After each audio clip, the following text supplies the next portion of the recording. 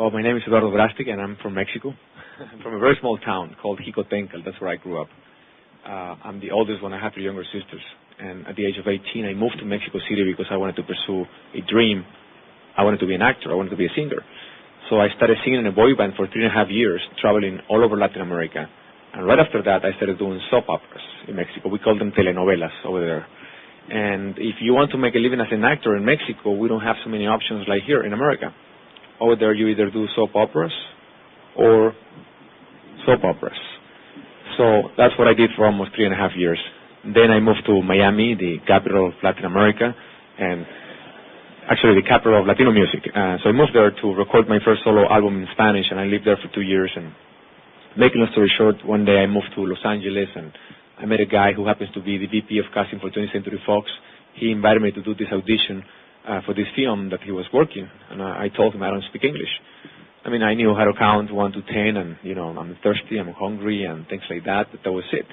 But then he said, why don't you just memorize the 5 pages of the audition and give it a try? And so that's what I did, and after the audition, I got the part, moved to LA, immersed myself in the language, and allow myself to speak Spanish with anybody so I can force myself to start thinking English. And so now I've only been speaking English for a few years, and I hope you understand what I'm saying, because sometimes I don't even understand myself. But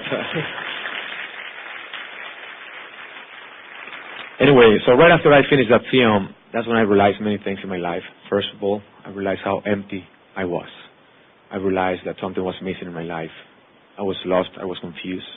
I realized that the reasons why I wanted to be an actor when I was 18 were very superficial reasons. Everything was the fame, the money, pleasure, success, etc. Until one day I just realized that I was using my talents in a very selfish way. And at the same time, I realized that Latinos since the 40s until today, we have been stereotyped in a very negative way in the media. Always the bandido, the criminal, the thief, the liar, what else? Pandillero. And if you're good looking, then you are the Don Juan, Latin lover, Casanova, womanizer, liar. And very few times you see, and it's very sad because I was fitting that path. I was, in a way, you know, just being involved in projects that were fitting that negative stereotype. And I realized that very few times you see Latinos having the opportunity of being heroes. And I'm not talking about the heroes like Superman or Spider-Man. I'm talking about the everyday hero, the real hero. A man that is willing to sacrifice everything to help his wife, his children, his friends, his family. A man of integrity. A man that is honest and loyal and faithful to his wife.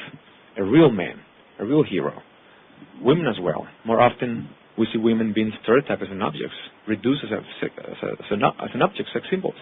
And when I see my family and I see my 3 younger sisters, my mother, my grandmother, my aunts, my cousins, they are not objects. They're the heart of the family.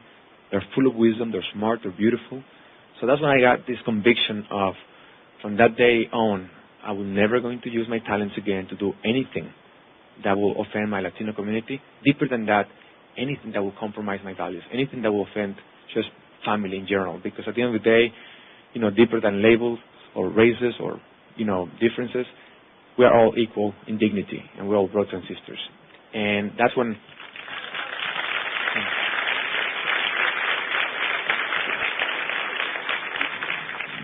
So that's when I realized that as an actor, you don't have the power to control the message of the film, because you have to submit yourself to the script, you know, to the studio. Everything's already made.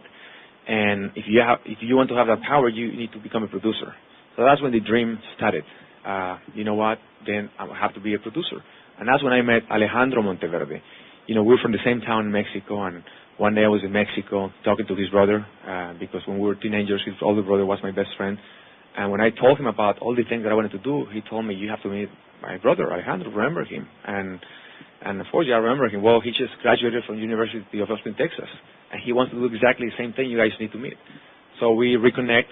He moved to Los Angeles, and we started this company with Leo Severino in my house, in a little sofa, little table, and with a cell phone, and with a big dream, but we had no money. And we had no experience. And we were you know, first-time producers, first-time everything. We're students, and we were just dreaming and had all the faith and everything that, okay, this is what we're going to do.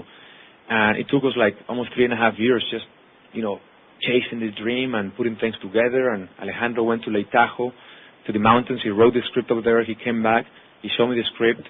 And next thing you know, we met Sean Wolfington in Los Angeles. And that first day, it was this chemistry that we didn't know if we were going to work together. We didn't know what was going to happen, but what we knew is that we met a friend right there, a brother, and something good was going to come out of that friendship. Next thing you know, a week later, he called us from Philadelphia and he said, you guys, you need to fly to Philadelphia because you need to meet my uncle Eustace. So next thing you know, the three amigos were flying to Philadelphia, and when we entered that room, I remember, wow, this is amazing. You have to understand these three guys for almost 3.5 years, not working. We didn't have even money to pay the rent for the next month because we decided that we'll never compromise. So the price of that was that every single offer that we were receiving was exactly the same negative stereotype. So we had to turn down everything to the point that we knew maybe that the price of that was going to be that Alejandro and Leo and I were never going to be able to work again in this career because it was so hard. And next thing you know, we're here with Eustace, and I'm completely intimidated when I see, these wise men and just talking, and just was looking at him. I was just with my mouth open, just all the things that he has accomplished in his life. And after 2 hours, as he said before, we shake hands and we became business partners right there. And it's been amazing because without them, we wouldn't be here. And I just want to thank Eustace and Sean because not only they financed the film and financed the entire company, but the wisdom of Eustace Wolfington and Sean made it happen because Sean not only invested in the film, but he's running the company, he's running the marketing, he's running the distribution, he's running the whole thing. I'm just learning so much because this man, at the age, how do you say that in English before, 23, he started 2 companies from zero and sold those 2 companies for almost $500 million.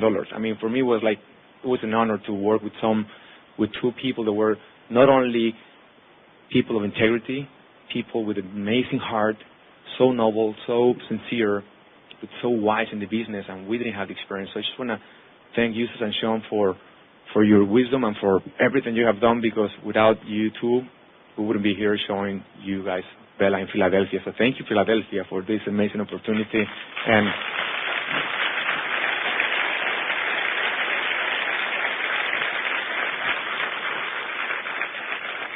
And of course, the entire Wolfington family, Alex, Brian, I can't name all of them, so there are so many. But thank you for believing this mission and for really, I know how busy you are, in many different things that you're doing, but you took your time to really promote this film and to put this event together and everything. So thank you so much. Thank you, all of you, for being here. And I hope you enjoyed the film. And again, don't listen to me, follow your conscience. But if you do, this is not King Kong or Spider-Man. This is a small budget film with a lot of heart. So please tell everybody, pray for us, and spread the word. God bless you, and thank you very much. Thank you. We have a gentleman here from the Smithsonian Institute, the largest museum in the world, that would like to say some things about Bella. It's my honor to announce that Bella is the recipient of the prestigious Legacy Award given by the Smithsonian Institute for Bella's positive contributions to the arts and to Latinos. Let's take a look at a DVD which will reveal Bella's positive human spirit. At this time, it's my pleasure to welcome the filmmakers. I'd like to bring them down. Give them a round of applause.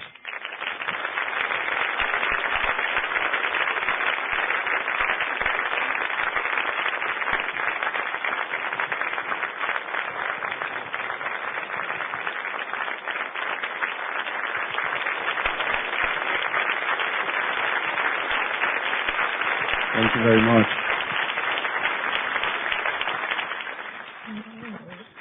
Thank you very much. It's a great honor to be here and to share this journey with you. Everything started here and now we're here, so we're coming to close in the full circle. I want to introduce Ramon. He is the man of the 1,000 looks. Every time I see him, he looks different. But he plays Eduardo in the film. So let's pause for.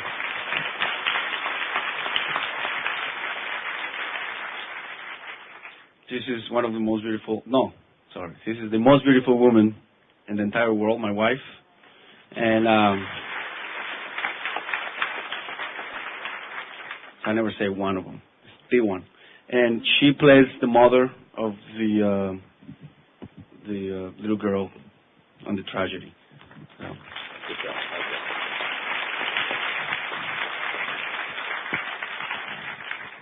And I play the lead actor. No, I'm just kidding.